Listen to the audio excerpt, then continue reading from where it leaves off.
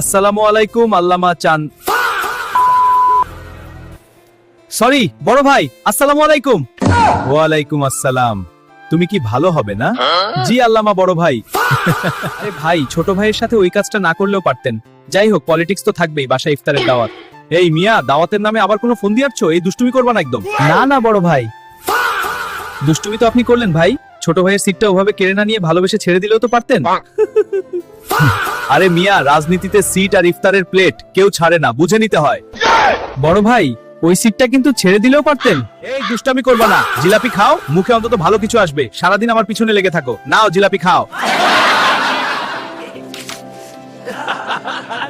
This is Gen Z politics.